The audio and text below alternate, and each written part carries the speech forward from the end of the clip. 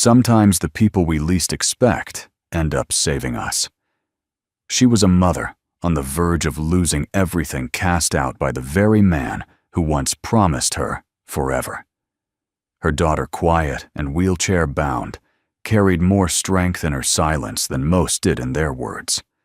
And the man who took them in, he had no idea that by opening his door, he was reopening his own heart. This is not just a story of kindness. It's a quiet miracle, one that unfolds under the branches of an old apple tree. If stories like this speak to your soul, consider subscribing. We share true-to-life tales that remind us all of what truly matters: love, hope, and second chances. Now, let's begin.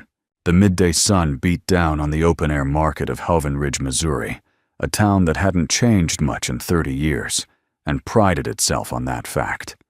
The scent of ripe tomatoes mingled with the sweetness of peaches and the faint trace of old tractor oil.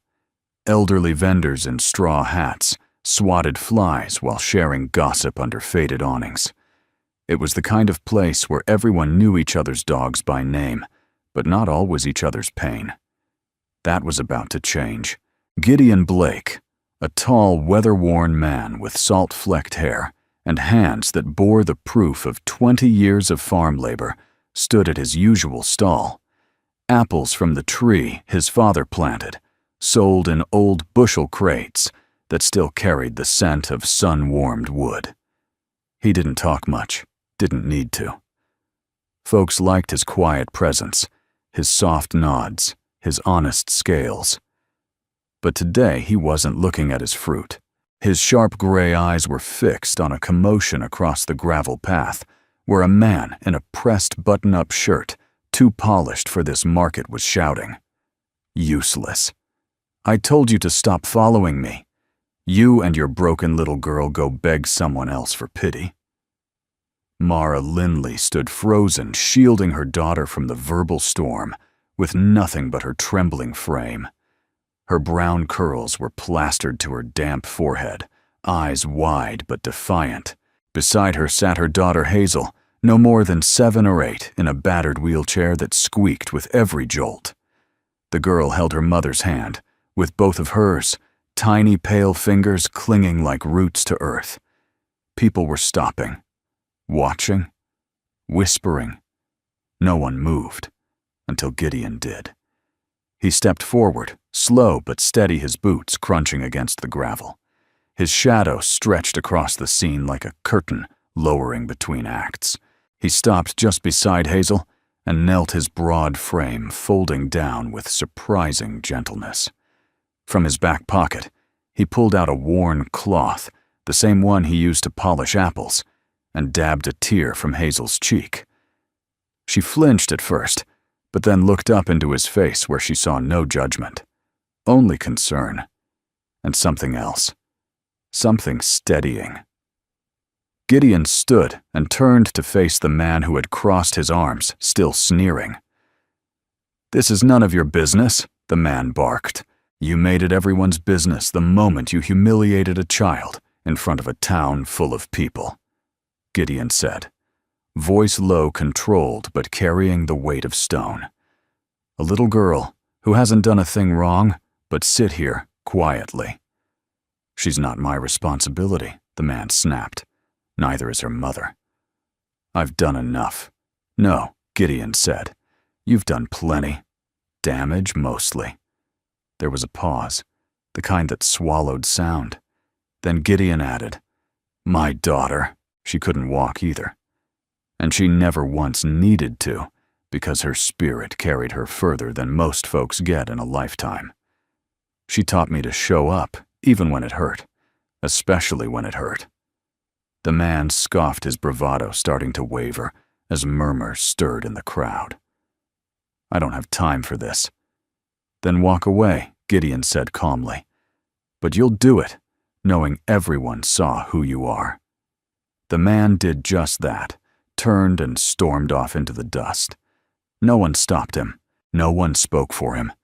The silence left behind was thick and brimming. One by one, people stepped forward. A grocer handed Mara a paper bag of fruit. A young woman with a toddler offered her jacket to drape over Hazel's lap. An old veteran placed a firm hand on Gideon's shoulder and gave him a nod that said more than words could. Mara looked stunned. Her lips trembled as if trying to form thanks, but none came. Gideon glanced down at Hazel. "You okay, sweetheart?" he asked. Hazel nodded faintly. "Got a place to go?" Mara found her voice, though it cracked. "No, not really. Just us." Gideon looked between them, one woman worn thin by the world, and a little girl still too light to carry the weight she'd been handed. "I've got a place," he said. "Not much. A small farmhouse.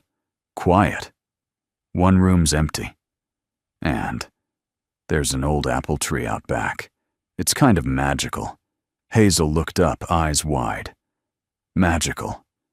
Gideon allowed a small smile. "Well, maybe not magical," he said, "but it's shaded and strong. Like some things should be." Mara hesitated. She had every reason to. Strangers didn't offer refuge like that, at least not in her world. But something about Gideon, his stillness, his sincerity, the way he hadn't asked her what she'd done to deserve it all, made her nod. "Okay," she whispered. And so the quiet man with calloused hands picked up Hazel gently, reverently, and placed her in the passenger seat of his rusted truck. Mara climbed in after. As the truck pulled away, the market slowly returned to motion, but something had shifted. People would speak of that day, not because Gideon had raised his voice or thrown a punch. He had done neither. They remembered it because for the first time in a long while, someone in Haven Ridge had stood up, without standing over. And under the afternoon sun, the town held its breath a little longer, because kindness, when it finally moved like thunder. The road to Gideon Blake's farmhouse curved like a lazy stream through the rolling hills of Haven Ridge. The truck rattled and creaked, as if protesting the burden of change it carried a mother, a daughter, and the heavy silence between them. Mara sat rigid in the passenger seat, her eyes scanning the endless fields of wheat and wildflowers, fingers clenched tightly in her lap. Hazel still nestled beside her in the child seat they'd quickly fashioned with blankets, clutched her sketchbook to her chest like a shield. Gideon didn't speak. He just drove one hand on the wheel, one resting on the window ledge, his posture calm but alert. Silence, he had learned, wasn't emptiness. Sometimes it was space, and sometimes space was what people needed most before they could begin again. When they finally turned onto a gravel driveway flanked by white fence posts, weathered to gray, Mara caught her breath. The farmhouse wasn't much, a single-story wood-sided home with peeling paint and a sagging porch, but there was something about it, something still standing. Out back, rising just beyond a battered red shed, was the apple tree. Even from a distance, Hazel saw it. The wide, twisting limbs. The thick green canopy that filtered sunlight into shifting patterns. A single wooden chair sat beneath it, angled just so as if it had been waiting for someone to return. Gideon killed the engine. "We'll make do," he said quietly, more to himself than to them. Mara stepped out first, the gravel crunching beneath her feet. She circled around and carefully lifted Hazel from the truck. The child's legs dangled thin and unmoving as Mara set her gently into the wheelchair Gideon had already pulled from the bed. "House is old," he said, unlocking the front door with a heavy iron key. Floors creak, kitchen's on the right, guest rooms through the back by the wood stove. It gets the afternoon sun. Mara gave a small nod. "You really don't have to." "I do," Gideon said simply. "Not because I should. Because I want to." Inside the house smelled faintly of cedar and applewood. The furniture was sparse but clean. A worn Afghan lay folded on the couch. A photo of a young girl, maybe 9 or 10, sat in a wooden frame on the mantel, smiling with eyes full of curiosity and a harmonica in her hands. Mara didn't ask, She knew grief when she saw it. Hazel wheeled herself toward the back room. Her eyes lit up at the small window that overlooked the shed and the tree beyond. She turned to her mother. "Can we sit out there?" Mara looked to Gideon. He nodded. The three of them settled under the apple tree, not long after Gideon carrying Hazel's chair carefully over the uneven lawn. The sun had started its slow descent, casting a golden hue across the fields. "It's beautiful," Hazel whispered, almost reverently. Gideon sat down on the old wooden chair. It creaked beneath him but held firm. He looked up through the branches. "My father planted this tree when he built the house. Said every family needed something strong to grow beside." Mara sat cross-legged in the grass, brushing a loose curl behind her ear. "And your daughter?" she asked softly, nodding toward the picture inside. Gideon didn't flinch. "Lila. She was 8, born with spinal muscular atrophy. Doctors didn't expect her to live past 3. She made it 5 years longer." Hazel looked down at her lap. Mara reached over and placed her hand over her daughter's. "I used to sit out here with her every evening," Gideon continued. "We'd count stars when she had the energy, or just sit when she didn't. She taught me more from that chair than I learned in a lifetime of school." The air fell quiet, not awkward, just full. Mara cleared her throat. "Hazel draws. All the time. Ever since she was strong enough to hold a pencil. She's different. Quiet, but deep. Sometimes I feel like she sees things I can't." "I don't feel different," Hazel murmured, then looked up at Gideon. "Do you think I'm different?" He met her eyes steady and unblinking. "I think you're brave, and brave doesn't look like anyone else." Hazel smiled, a small, surprised thing, like the first blossom on a branch after a long winter. That evening, Mara made a simple dinner, scrambled eggs and toast with sliced apples. Gideon set the table without a word, moving with quiet purpose. Hazel insisted on handing forks to her mother, one by one, with a serious expression that made both adults smile. Afterward, Mara washed the dishes while Gideon dried. She caught his gaze as he handed her a towel. "I don't know what we would have done if you hadn't shown up today." "I didn't show up," he said gently. "You did. You just needed someone to hold the door open." Outside, the wind stirred the leaves of the apple tree. The old chair rocked slightly, as if shifting to make room. That night, as Mara tucked Hazel into the unfamiliar bed, her daughter whispered, "Do you think we could stay here?" Mom Mara didn't answer right away. She kissed her daughter's forehead and whispered back, "We'll see, baby, one day at a time." In the room next door, Gideon sat on the edge of his bed, holding the old harmonica in his hand. For the first time in years, he lifted it to his lips and blew a single note. It trembled, then steadied, and it echoed softly.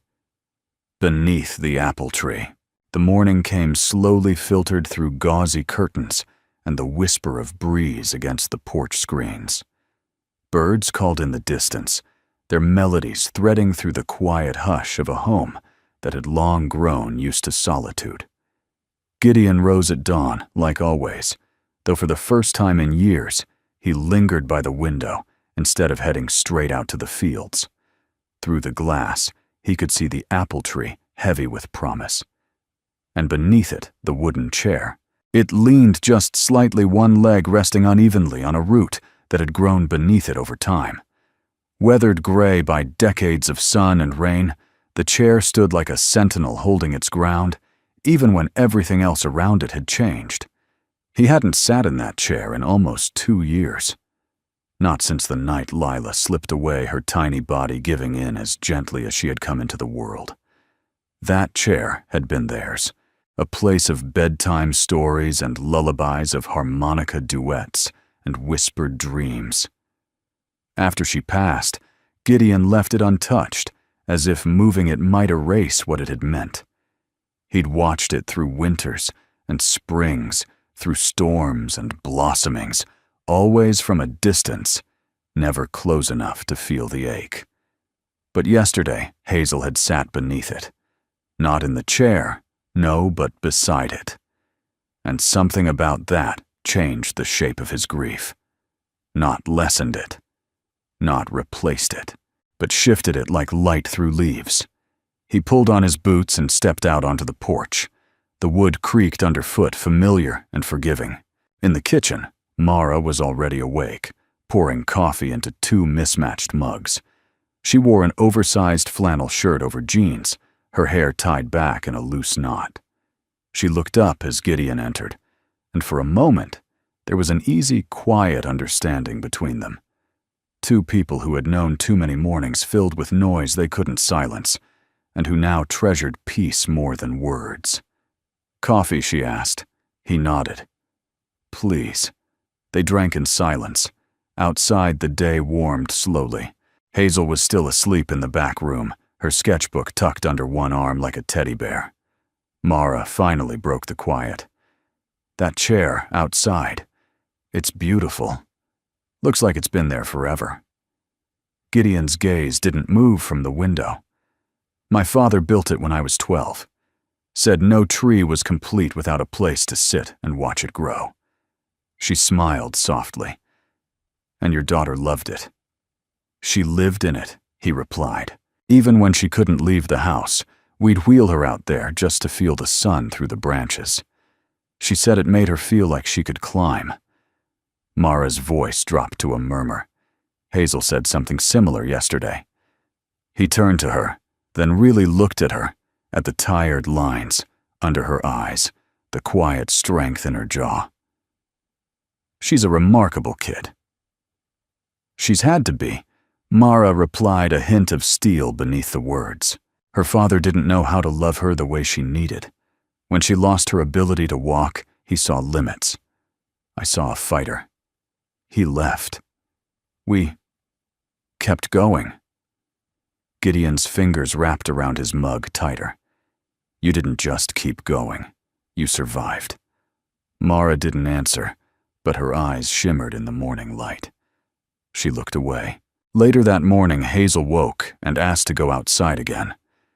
Gideon carried her over the uneven path and set her gently on a quilt beneath the apple tree. Mara brought out her crayons and a clean page, and the girl began to draw her tongue, peeking out between her lips in concentration.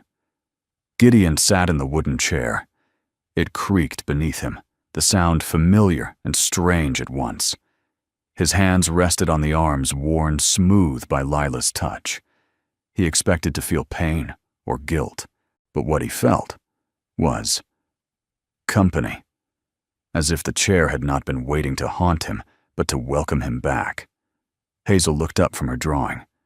Is that where she sat? Gideon nodded. Every day. She must have loved it. She did. Hazel hesitated, then said, "Do you think she'd mind if I sat there someday?" Gideon's throat tightened. "I think she'd be honored." Hazel smiled and turned back to her drawing. By afternoon, the mood had lightened. Hazel was humming softly, improvising a tune she insisted would be the apple tree song. Mara read beside her legs, stretched out on the grass. Gideon returned from the barn carrying a harmonica, the same one Lila used to play. He knelt beside Hazel and held it out. "Want to try?" She blinked. "I don't know how. I'll teach you." She took it uncertain. Gideon sat beside her and guided her hands. Together they blew a wobbly first note, high off key but joyous. Mara looked up, watching them, the corners of her lips tugging upward. A smile, not forced, not polite, real. In that moment, it wasn't about what they had lost, but what was quietly forming something small, something slow, but something worth believing in. That evening, Gideon took the chair and sanded the edges of one armrest that had splintered. He added a second chair beside it, dragged from the shed, and placed a third pillow on the quilt for Hazel. Mara stepped onto the porch, watching him in the twilight. "You planning a tea party," she teased. Maybe he said, "Not looking up." Or maybe I'm just making room for what he looked at her then, for whatever comes next. The next morning began with a soft drizzle that tapped gently against the windows and soaked the fields in silence. Gideon liked the rain. It quieted the world and allowed things to grow unseen underground in their own time. He stood by the kitchen sink, mug in hand, watching the water beat along the edge of the porch roof. Somewhere in the back of the house, Hazel was humming. Off-key, earnest, joyful.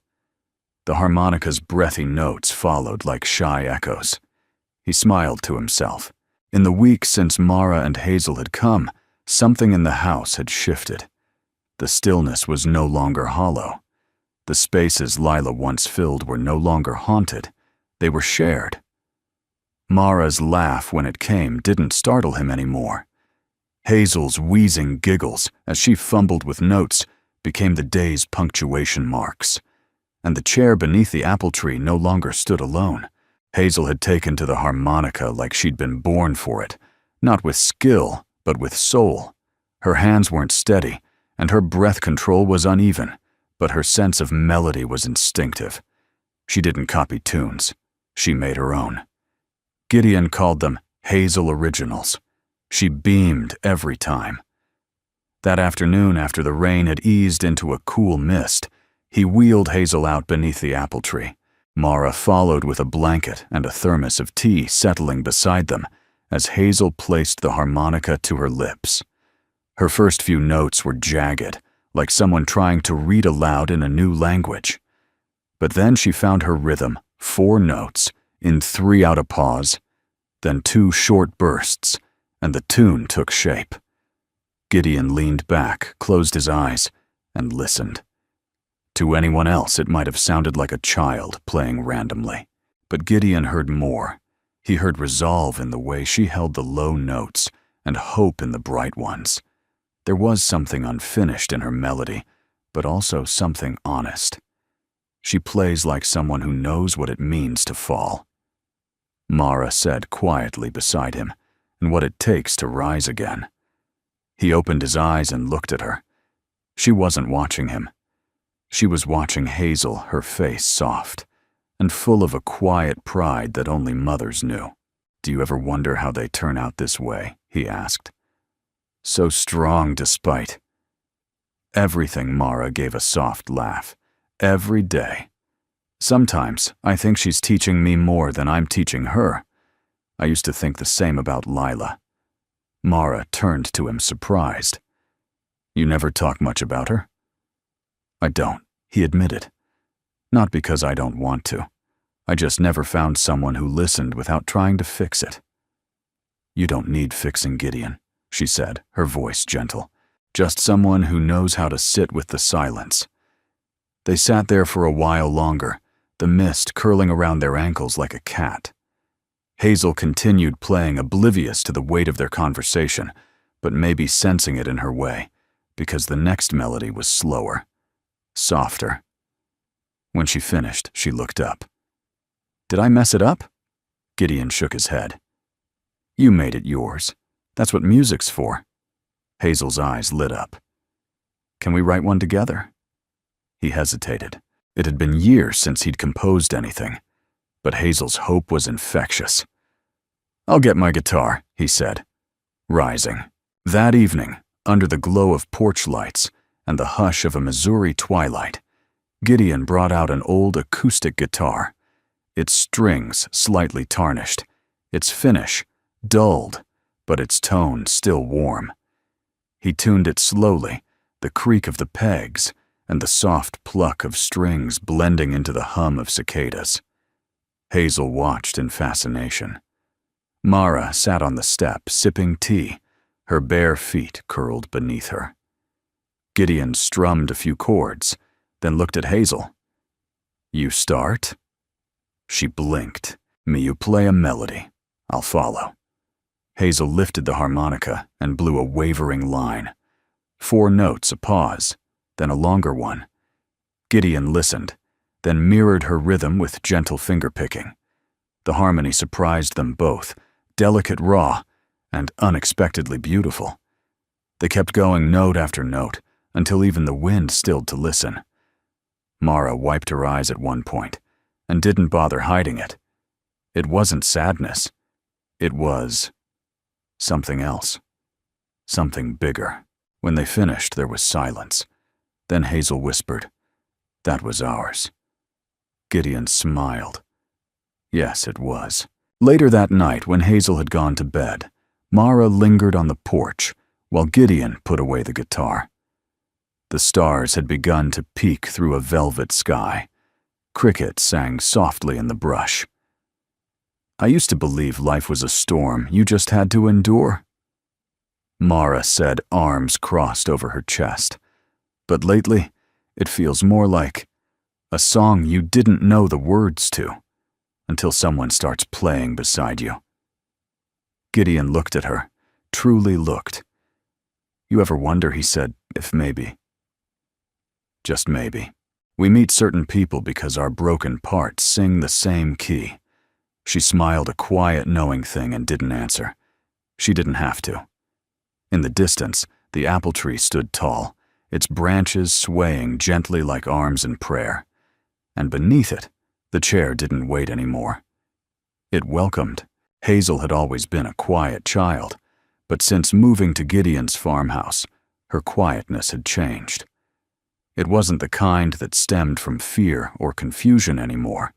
It was the quiet of someone who listened carefully, who absorbed the wind through the trees, who noticed the way the sunlight turned golden in the afternoon, just before it fell over the hills. Most of her days now started with drawing. Her sketchbook, already thick with pages, had begun to swell like bread rising in a warm oven. She sketched everything: the apple tree's twisting branches, the shape of her mother's laugh, the worn grooves on Gideon's guitar. But this morning, she sat beneath the tree longer than usual, lips pressed into a line, brows furrowed, as if waiting for something to become clear. Gideon watched her from the porch steps while drinking his coffee. He'd learned to let her be. Creativity wasn't something you pulled from children. It came when they were ready, so he gave her space, just as he had once done with Lila. Mara joined him a few minutes later, sliding a steaming mug into his hand, without a word. Her hair was still wet from a morning shower, curls pinned up loosely. She looked tired, but in a peaceful way, like someone who had finally found safe ground after drifting for far too long. "She's working on something," Gideon said, nodding toward Hazel. Mara glanced at her daughter. "She's been unusually focused all week. She doesn't let me see it. That means it matters." They sat in companionable silence, listening to the rustle of leaves and the occasional chirp of a sparrow on the fence post. After a while, Mara spoke again. "Do you ever wonder what Lila would be like now if things had been different?" Gideon didn't answer right away. He sipped his coffee, then stared into the middle distance. "I used to imagine it every day," he said, finally. "Birthdays, milestones, school concerts. But eventually I stopped building that future. Not because I forgot her, but because I realized she's still shaping the present. Every time I do something good, every time I make a choice, with kindness, it's her voice I'm answering." Mara's eyes softened. "You talk about her like she's still here." "She is," he said, "just not the way I expected." Before she could respond, Hazel called out, "I'm finished." They both turned. She held the sketchbook high above her head, waving it like a banner. "Want to see Mara?" and Gideon stood and walked to the tree. Hazel flipped open the sketchbook to the newest page and held it toward them with both hands. The drawing was simple but moving. Under the wide canopy of the apple tree were 3 figures: a man with a guitar, a woman with a basket of apples, and a girl in a wheelchair holding a harmonica. The proportions weren't perfect. The lines were a little wobbly, but the emotion, warmth, belonging, unity leapt from the page like a song with no need for words. Gideon's breath caught in his throat. Mara placed a hand on her chest, as if steadying her heart. Hazel beamed. "It's us.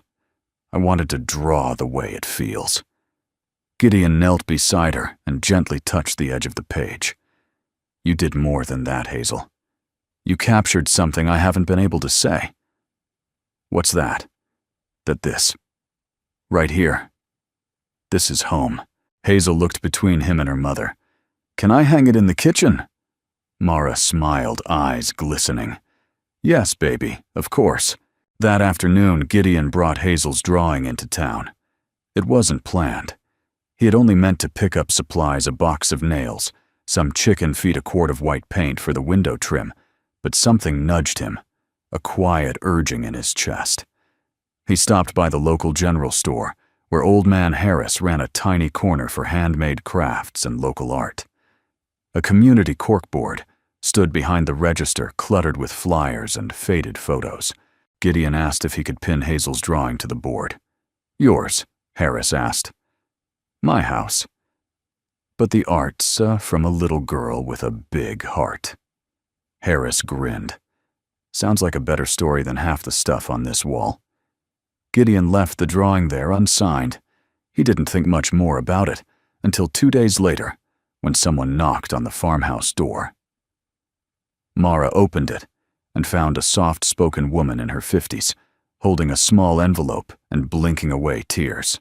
"I hope this isn't strange," the woman said. "I saw a drawing in town.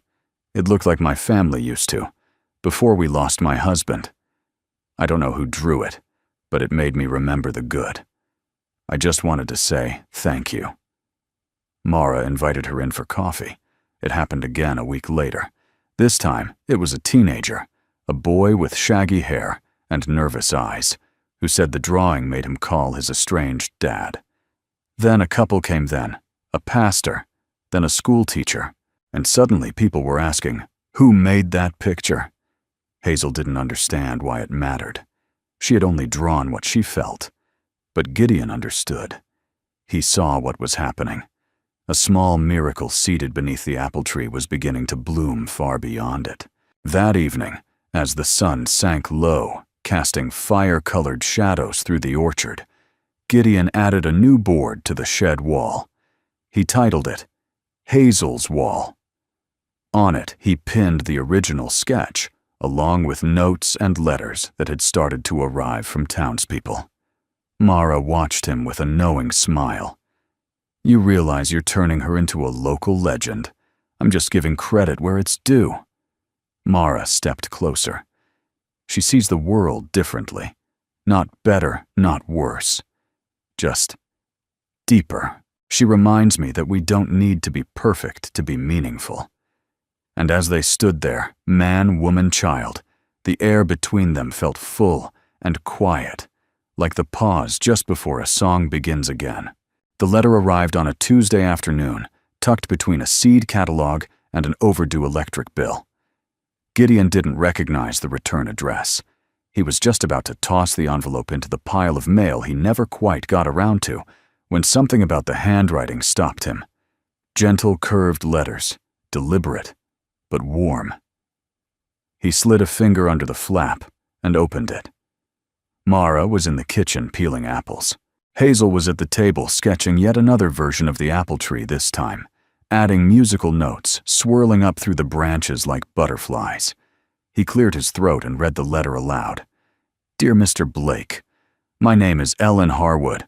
I run a non-profit arts organization in St. Louis for children with disabilities. Recently, a friend of mine shared a drawing they saw in a general store in Haven Ridge. It was unsigned, but unforgettable, a family beneath a tree, a girl with a harmonica, and something in the way it was drawn that made us all pause.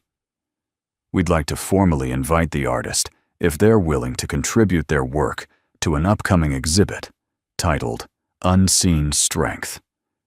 We believe her voice belongs in the world. Please let us know if she'd be open to it. With gratitude, Ellen." Hazel looked up, mouth parted slightly, crayon dangling midair. Mara stared at Gideon, eyes wide. "Is this real?" He nodded, a quiet smile spreading across his face. Seems like it. Hazel blinked. They want my picture? In an exhibit, they want you, sweetheart, Mara said, kneeling beside her. Your way of seeing things. Your way of making people feel things. Hazel's voice was small. But I'm not. Famous. Gideon leaned in. You're something better. You're true. The weeks that followed became a flurry of small, meaningful chaos. Gideon helped Mara scan and email Hazel's drawings to the organization. They selected 3, including the original apple tree sketch. A local reporter came by to write a feature. Hazel was bashful, but she smiled when Gideon called her our town's youngest ambassador of kindness. The exhibit was scheduled for the end of April. They'd have to drive 3 hours to St. Louis. For Mara, it was the first time she'd traveled that far since Hazel was born.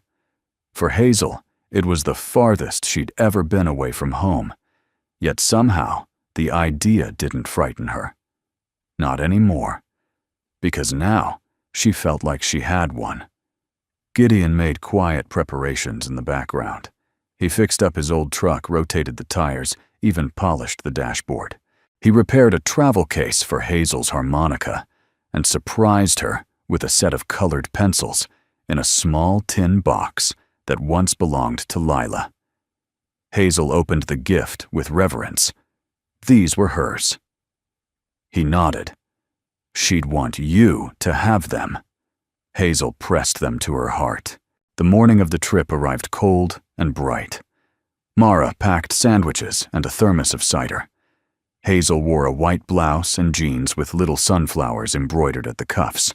Her sketchbook rested on her lap the entire drive. Gideon wore a navy shirt and a soft wool jacket he hadn't taken out in years. When Mara asked about it, he just said, "Lila picked it out for me. Figured it deserved fresh air again." The city overwhelmed Hazel at first, the noise, the motion, the towering buildings that seemed to lean in when she looked up. But once they entered the exhibit hall, a hush fell over her.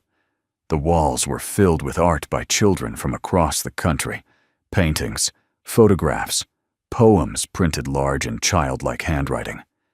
And then there it was, Hazel's drawing printed on canvas and framed in white wood. The apple tree, the guitar, the harmonica, the 3 of them. A small plaque read, "By Hazel Linley, age 8, Haven Ridge, Missouri." A small crowd gathered, murmuring softly. One woman dabbed at her eyes. A man in a wheelchair took a photo and whispered something to his daughter. Hazel stared at the wall, as if unsure whether she should smile or cry. Gideon leaned down. "What does it feel like?" Hazel's voice was quiet, but certain. Like my heart stood up. At the reception afterward, Ellen Harwood herself came to meet them, a silver-haired woman with kind eyes and a voice like warm honey. She knelt to Hazel's eye level. "You have a rare gift," she said. "You remind people what it means to belong." Hazel beamed. Mara stood beside her, unable to speak. Gideon gently placed a hand on her back. Ellen continued, "We'd like to sponsor Hazel's art for a year, supplies, mentoring, whatever she needs. And, if she's willing, we'd like her to speak at next spring's youth conference." Hazel blinked. "Speak like, on a stage. Only if you want to. Just tell your story, how you see the world." Hazel looked at her mother, then at Gideon. Then she nodded. "It's okay. I think I'd like that." Ellen smiled. "Good. Because we all need more of what you see." That night, they stayed in a small hotel outside the city. Hazel fell asleep almost instantly, arms wrapped around her sketchbook. Mara stood by the window, watching traffic far below. Gideon joined her, 2 steaming mugs in hand. "You proud?" he asked. She turned to him, eyes glowing. "I'm in awe." They clinked mugs softly. "I keep thinking about all the days I wondered if we'd make it," she added. "All the nights I thought maybe the world just didn't have a place for us." "It did," Gideon said. It just took a little time to show itself. She met his eyes. "You've given her so much, Gideon. I gave her a porch and an apple tree," he said. "The rest? That's all her." Then after a pause he added more softly, "But I think she's given me more." Mara reached for his hand, fingers curling into his with quiet certainty. Neither of them said it aloud, but the truth hung between them like starlight. This was not the end of something. It was the beginning of everything. The room was massive. Hazel had never seen so many people in one place without someone yelling or honking a horn. The stage at the center of the auditorium shimmered under warm yellow lighting. Rows of chairs stretched like waves in every direction, filled with hundreds of quiet faces, parents, children, teachers, strangers. They were all waiting. Not for a show, for her. Hazel sat backstage in her wheelchair, clutching the harmonica in one hand and the tin of colored pencils in the other. She had insisted on bringing them both like talismans. One reminded her to breathe. The other reminded her that even small things could create color. Mara knelt beside her, adjusting Hazel's cardigan and brushing back a loose strand of hair. "You okay, sweetheart?" Hazel nodded, but her hands trembled slightly. "I don't think I'm scared," she said softly. "I just feel full." Mara smiled. "That's your heart doing something brave." Across the room, Gideon stood quietly, arms crossed over his chest, watching with a calm intensity that said, "I'm here no matter what." He hadn't shaved. He'd worn his cleanest boots. And in his back pocket was the folded sketch Hazel had first drawn beneath the apple tree. It felt like they had all come full circle, and still something entirely new was about to begin. When the host called Hazel's name, the room hushed, like someone had pulled the tide back to sea. Gideon wheeled her gently out onto the stage. He didn't say anything, didn't try to offer advice or comfort. He just bent low and whispered, "You've already done the hard part. Now, you just let them feel it." Then he stepped away, leaving her in the center of a world that was still learning how to listen. Hazel stared at the crowd. For a split second, her throat closed. Then she reached for the small microphone clipped to her collar and took a breath that felt like it came from the roots of the earth. "Hi," she began, her voice surprisingly clear. "My name is Hazel. I'm 8. I live in a town so small that we still name our cows." A soft ripple of laughter spread through the room. She smiled. "When I was 5, I stopped walking. My legs forgot how. But I didn't stop dreaming. I didn't stop drawing. I didn't stop hoping someone might see me. Not the chair, not the wheels. Me."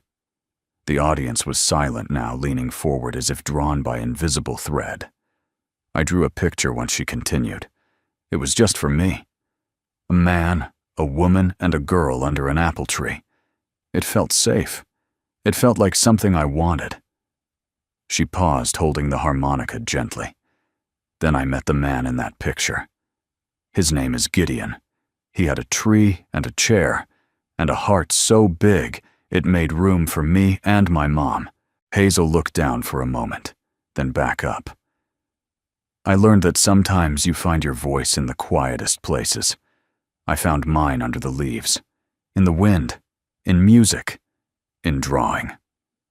She held up the harmonica, then placed it to her lips. The first note was soft, a breath of sound that wavered like light on water. Then came another steadier, fuller. The melody she played was the same one Gideon had helped her build back home, simple, open, brave. When she finished, the silence didn't break with applause.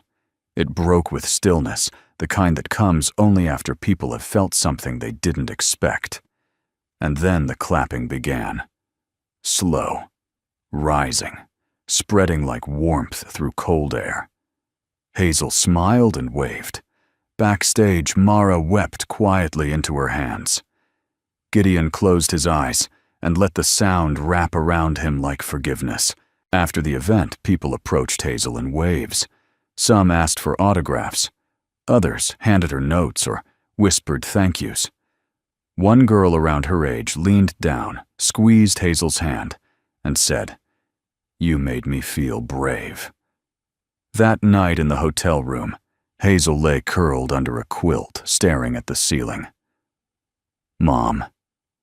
"Yes, baby." "Do you think I was enough?" Mara turned from the window and walked to her daughter's side. "You weren't just enough. You were light." Hazel turned to Gideon, who sat in the corner, holding the tin pencil box. "And you?" she asked. "Did I do okay?" Gideon rose, slowly walked to her bed, and sat beside her. "You didn't just do okay, Hazel. You reached people in a way grown-ups spend their whole lives trying to. You reminded them what it feels like to be seen." Hazel nodded thoughtfully. Then, with a yawn, she whispered, "I liked it. All of it. But I think I like our tree more." Gideon smiled. "Me too, sweetheart. Me too." Back in Haven Ridge, the apple tree stood quiet and waiting. Spring had come early, and the buds were beginning to open soft, pink petals, curled tightly like secrets ready to bloom. Mara sat on the porch, a mug of tea between her hands, watching Gideon repair the swing he had promised Hazel he'd finish before her next drawing day. He worked slow, methodically, every knot and nail a part of something larger than it seemed. When he finished, he stood back, hands on his hips, then looked toward her. "She's still got time," he said. "Plenty more songs in her." "And you?" Mara asked. "Still got some left." He hesitated only a moment. "I think I'm finally learning to sing again." She walked to him, laid her hand over his. And together, they looked toward the tree, where silence had once lived, where grief had once taken root, now blooming with new beginnings. It happened quietly, so quietly, that Gideon didn't realize it had happened, until it was already over. The sun had barely cleared the horizon when he noticed the breakfast table was still set from the night before. Hazel's harmonica wasn't on the windowsill. Her sketchbook, always resting open near the fruit bowl, was gone. The kitchen was still. Too still. He checked the guest room. The bed was made. Too perfectly. There was no note on the fridge, no packed suitcase left behind in haste, just the soft hum of a house holding its breath. Out on the porch, the morning dew glistened on the apple tree, and the wooden swing he had built for Hazel creaked gently in the breeze. She didn't swing on it that morning. She didn't call out his name like she had every other day. And Mara, she was gone too. At first, Gideon didn't believe it. He walked around the property, half expecting to find them picking wildflowers or sketching in the orchard. But the truth settled slowly, like fog in the valley. They'd left. No goodbye. No explanation. He returned to the kitchen and stood in the middle of the room staring at nothing. Something hot and sharp pressed against his ribs. Not anger. Not grief. Something worse. Emptiness. He sat down, arms braced on the table, and stared out the window. All the healing, the laughter, the gentle folding of their lives into his, it had felt permanent. Hadn't it? Then he saw it. Folded neatly beneath Hazel's favorite coaster was a single sheet of paper. His name was written on the outside in her handwriting. Careful block letters with little hearts where the dots should have been. He unfolded it with fingers that suddenly felt too old. Dear Mr. Gideon, I'm sorry we didn't say goodbye. I think goodbyes feel like endings. And I don't want this to end. Mama said we needed to give you space. She's afraid maybe we took too much, stayed too long. But I didn't feel like we were staying. I felt like we were home. You helped me hear music in the wind and see colors in the quiet.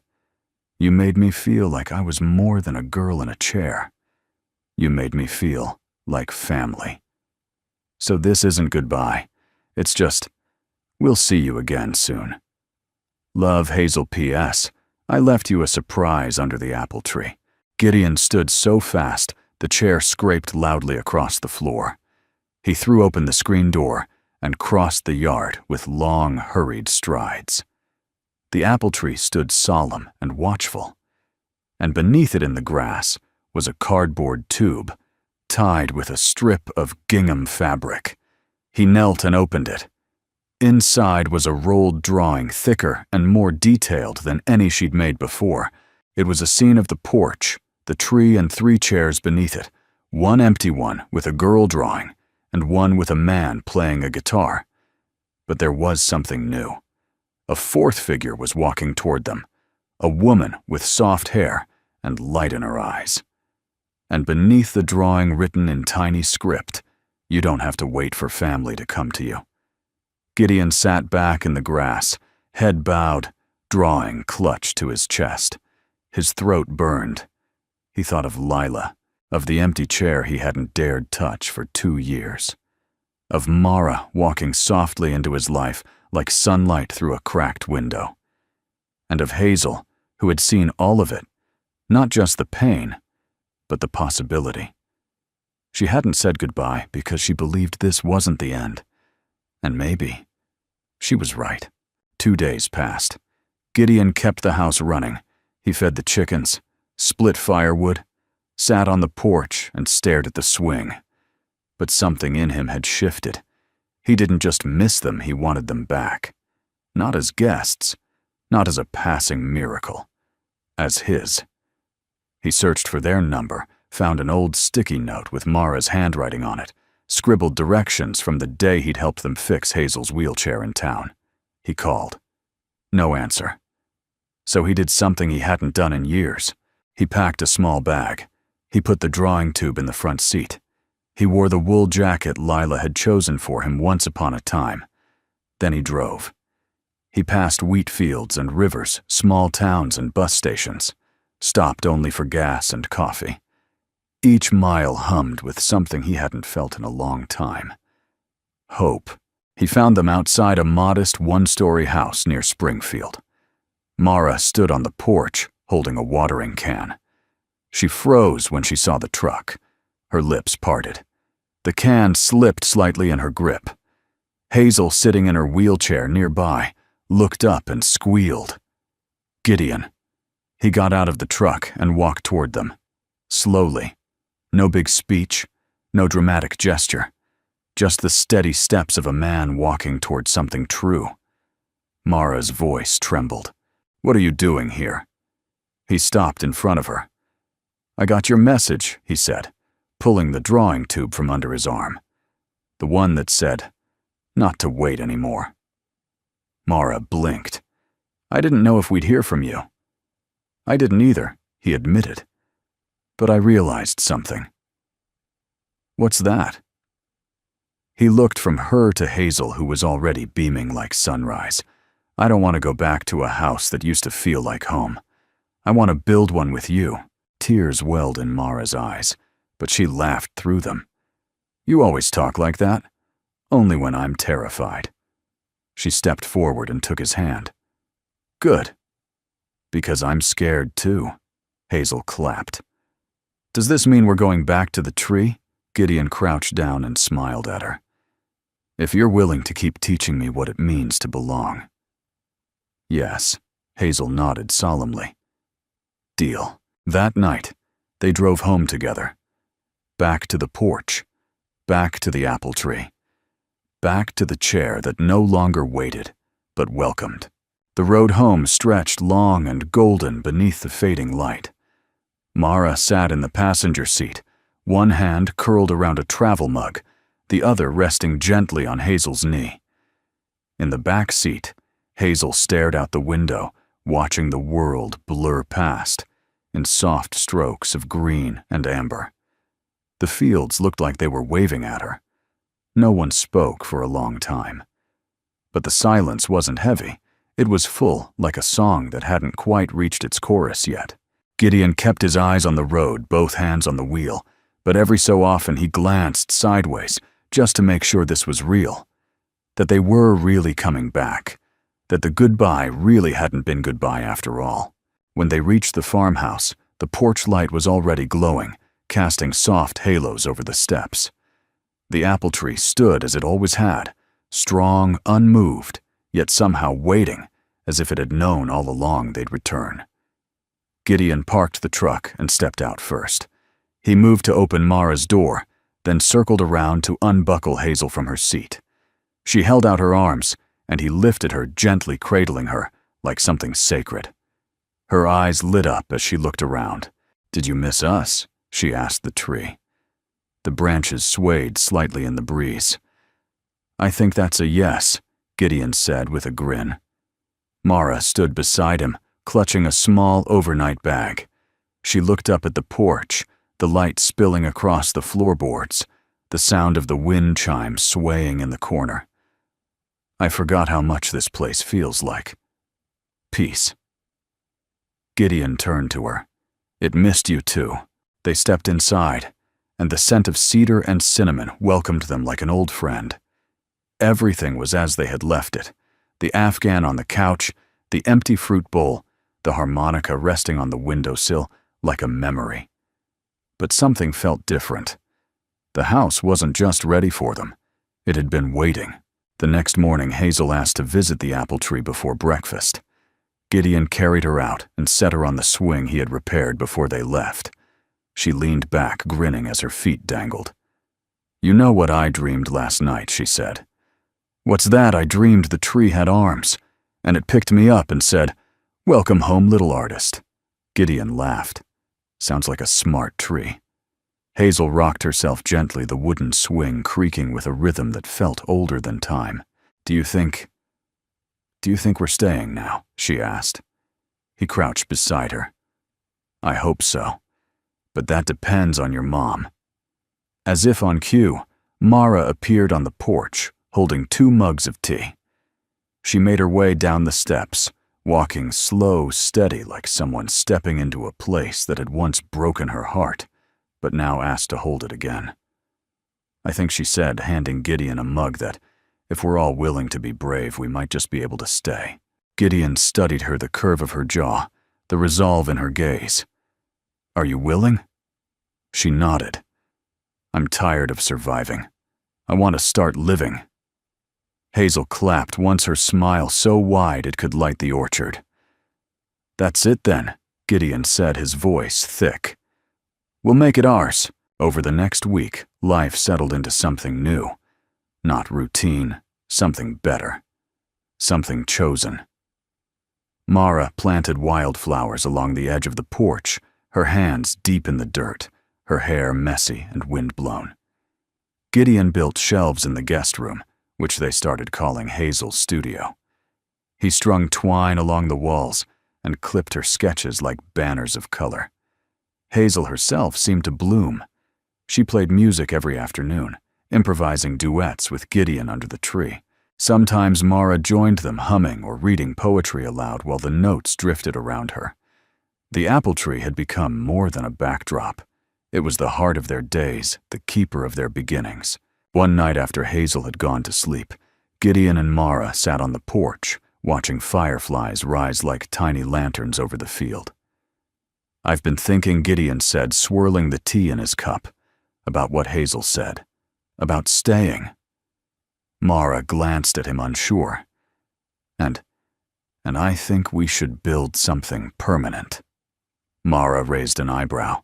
"You mean like a shed?" He smiled. "No. I mean, a life, a home, together." Her breath caught. She looked down, then back up. "You sure you've carried a lot of loss?" "I've carried it alone," he said. "I don't want to do that anymore." She reached for his hand. "I don't know what forever looks like," she whispered, "but I do know what it feels like. And it feels like this." They sat like that for a long time, hands intertwined, the tree silhouetted against the stars. Not rushing. Not afraid. Just here. The next morning, Hazel wheeled herself into the kitchen, holding a new drawing. She slid it across the table to Gideon. It was the tree again. But this time, there were 4 figures beneath it. A man, a woman, a girl in a wheelchair, and a small baby in a blue blanket. Gideon looked up, stunned. "What's this?" Hazel grinned. "It's the future." Mara's cheeks flushed. "We were going to tell you," she said softly. "I found out last week. I wasn't sure how." He stood up, slowly, walked to her, and laid both hands on her shoulders. "You just did," he said. Then he bent and kissed her forehead gently, reverently, as if sealing a promise not just to her, but to the life they were building. Outside, the wind moved through the apple tree like a hymn, and beneath it, the chairs stood waiting. But this time, not for people to fill them. This time, they waited for stories to begin. Spring in Heavenridge didn't arrive with fanfare. It crept in on the backs of robins and the smell of damp earth. It whispered in the way sunlight stayed a little longer each evening, how the wind carried warmth instead of warning. And then one morning, it just was like someone had turned a page overnight. Gideon noticed it first from the bedroom window. He leaned forward, coffee mug in hand, blinking to make sure his tired eyes weren't playing tricks. But no, he wasn't mistaken. The apple tree had bloomed. It hadn't done so in 2 years.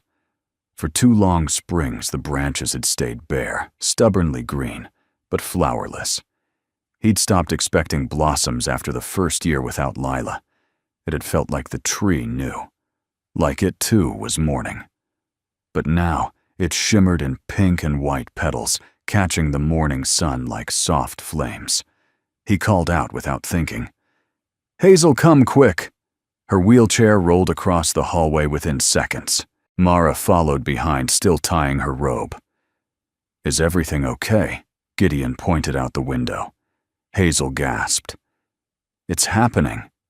Together, they stood in awe, as if the tree were performing a miracle just for them. Maybe it was. Later that morning, Gideon carried Hazel out to the tree and gently settled her on the swing. The scent of blossoms filled the air, sweet and familiar, like a memory that had waited patiently for the right time to return. Mara laid a blanket in the grass and leaned back on her elbows, one hand resting absent-mindedly on the small swell of her belly. She wasn't far along, but Gideon had already started carving a second crib. Hazel looked up at the blossoms. "It waited," she said. Gideon sat beside her. "For what?" "For us to come back." He looked at her, the sunlight catching in her hair, and saw not just a child, but a storyteller.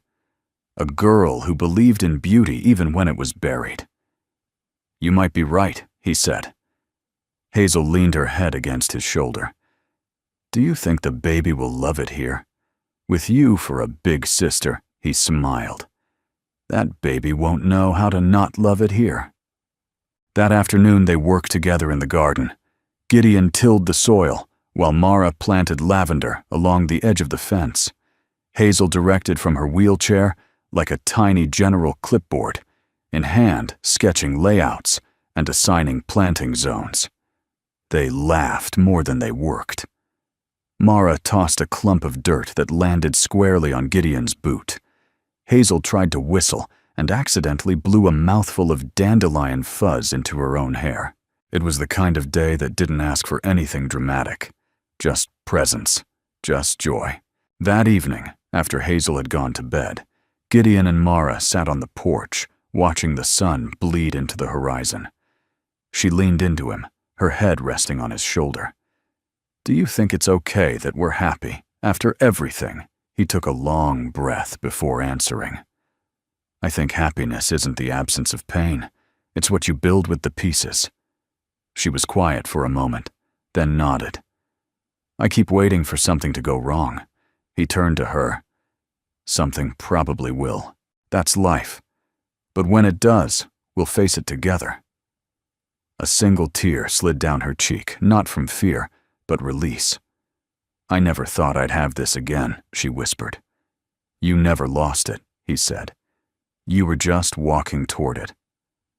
She smiled, kissed him softly, and whispered, "Thank you for waiting." "I didn't," he replied. "You just came when the porch light was still on." A few nights later, Hazel had an idea. "I want to throw a party," she announced at dinner. Gideon raised an eyebrow. "A party? Not just any party. A thank you party. For the tree." Mara chuckled. "The tree. It bloomed again. It deserves a celebration." Gideon leaned back. "I suppose it's earned it." Hazel clapped. "We can make apple treats and music, and everyone brings one drawing of something they're grateful for." So that Saturday, they hosted the first ever Apple Tree Thank You Festival. Neighbors came with mason jars of cider and pies. The children ran through the orchard tying ribbons to low branches.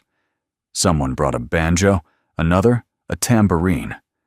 Gideon strummed his guitar while Hazel played harmonica, their melody, winding through the blossoms like a hymn.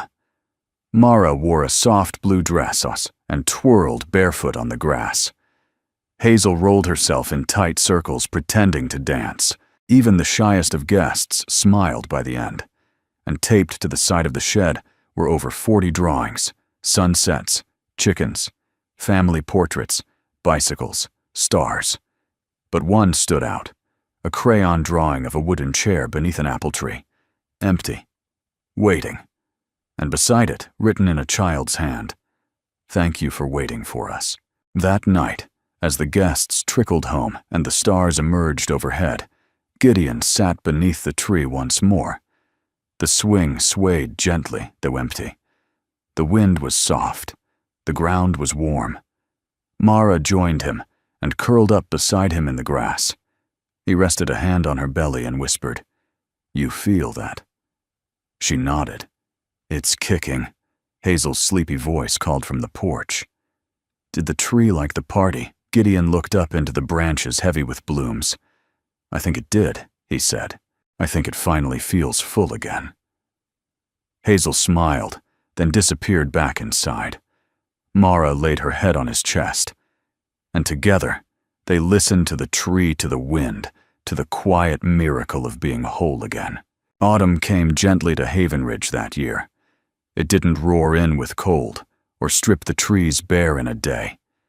It arrived on a breeze scented with apples and wood smoke, in the crunch of leaves underfoot, in the sound of Hazel's laughter echoing across the fields as she wheeled herself down the orchard paths in a new chair Gideon had built just for her, lightweight with wooden hand rims and soft leather grips. The apple tree, now heavy with fruit, stood like a guardian in the center of everything they'd rebuilt. Its blossoms had turned to crisp red globes that hung like ornaments from the branches, the final exhale of a year that had been equal parts grief and grace. On the porch, the chairs had multiplied. There was the original, the one Lila had once claimed as her kingdom, which Hazel now called the Queen's Throne. Beside it sat Mara's wicker rocker adorned with a faded quilt she had made from scraps of their first months together. And beside that, a brand-new cradle-shaped chair Gideon had carved for their newborn son, nestled beside his father's boots, as if he'd always belonged there. They named him Jonah Blake after Gideon's grandfather, a man who'd once told him, "Nothing you plant with love ever fails to grow, even if it takes time." On Jonah's first day home, Hazel insisted on hosting a welcome to the porch ceremony. She created tiny invitations with hand-drawn apples on the corners, decorated the railing with paper lanterns, and played a 3-note harmonica fanfare she wrote herself. Gideon held the baby in one arm while reading aloud Hazel's speech from a napkin she'd crumpled in her pocket. "Welcome, Jonah. You don't know us yet, but we've been waiting for you. This is your home. That's your tree. That's your porch. And these people are your forever." He couldn't finish reading. His voice cracked halfway through. So Mara stepped in holding Hazel's hand, and Gideon sat down. Right there on the porch, where grief had once perched like a shadow, hope finally sat down too. The weeks that followed moved like golden honey, slow rich, filled with quiet rituals. Gideon started waking before sunrise again, not out of habit, but because Jonah stirred at 5 a.m., demanding to be sung to. Gideon would take him outside wrapped in a flannel blanket and hum lullabies while watching the stars retreat behind the hills. Mara filled the house with the scent of cinnamon bread and new baby lotion. Hazel took over a corner of the living room as her official big sister studio, where she created drawings of their growing family, each one more colorful than the last. And yet, beneath all the comfort, there remained a sacred awareness between them that none of this had been guaranteed. That every apple picked, every lullaby sung, every kiss on a sleepy forehead had come at the end of a long, uncertain journey. That's what made it holy, one particularly still. October evening, Gideon found Hazel sitting under the apple tree by herself, sketchbook in her lap, eyes distant. "What you working on?" he asked, lowering himself to the grass beside her. She showed him the page. It was a picture of Lila's chair, empty, with petals falling around it. Gideon swallowed. "I think Hazel said she's still here. Every time the wind moves the swing, every time we play music. I think she likes that we're all here now." He looked at her, heart full. "She would have adored you." Hazel smiled, then tilted her head. "Do you think Jonah will remember her?" "I think," he said. "Slowly he'll feel her. Like you do." They sat there for a while, listening to the rustle of branches above. "Hey," Hazel said after a pause. "You never told me. Did you ever think you'd have this again? A family?" Gideon considered the question. "No," he said. "I didn't think I deserved it." Hazel looked up at him, eyes sharp. "That's silly." "Maybe. But it's what I believed." She rested her hand on his. "Well, I believe you do." And just like that, without ceremony or fanfare, the old guilt that had wrapped itself around Gideon's ribs began to loosen. Not disappear, but loosen enough for breath. That winter, they took a family portrait in front of the apple tree. Mara stood holding Jonah, swaddled in blue and bundled against the cold. Hazel sat in front of them with her sketchbook open, a pencil between her teeth. Gideon knelt beside them, arm around Hazel, his other hand resting on the back of Mara's shoulder. The tree behind them stood bare, but proud, a frame for what had bloomed beneath it. They mailed the photo to friends, near and far, some they hadn't heard from in years. On the back of each print, Hazel wrote in her careful handwriting, "We thought we were planting roots, but we were growing wings too." On the first warm day of spring, Gideon built a wooden sign and hammered it into the ground, beneath the apple tree. Burned into the grain were the words, "The porch tree." Where things begin again, Hazel sat nearby, feet tucked beneath her as she drew. "Do you think other people need places like this?" she asked. "I think everyone does," Gideon replied. "Some of us just don't find them right away." Hazel smiled. "Maybe someday we can help build more." He looked at her, the girl who had arrived with nothing but a wheelchair and a sketchbook, and saw in her the kind of hope that didn't shout. It whispered. It drew. It waited patiently on porches until someone said yes to life again. And as the sun lit up the tree, the chairs and the home they'd made with hands and grace, Gideon sat back, closed his eyes, and breathed deeply. He was no longer just a man who had lost something. He was a man who had been found. And as Hazel played the first notes of a new song on her harmonica, and Jonah cooed nearby, and Mara whispered something only the wind could hear, hope didn't just sit down. It stayed. If this story touched your heart the way it touched ours, we'd love to hear from you. Let us know in the comments where you're watching from. We have a feeling that kindness, hope, and second chances speak the same language no matter where in the world you are. And if you enjoy stories like this, quiet, powerful, and full of heart, feel free to subscribe. We share more true-to-life moments that remind us what it means to be human. Most of all, thank you truly for spending this time with us. Your presence here means more than you know. Until next time, take gentle care of yourself and those around you.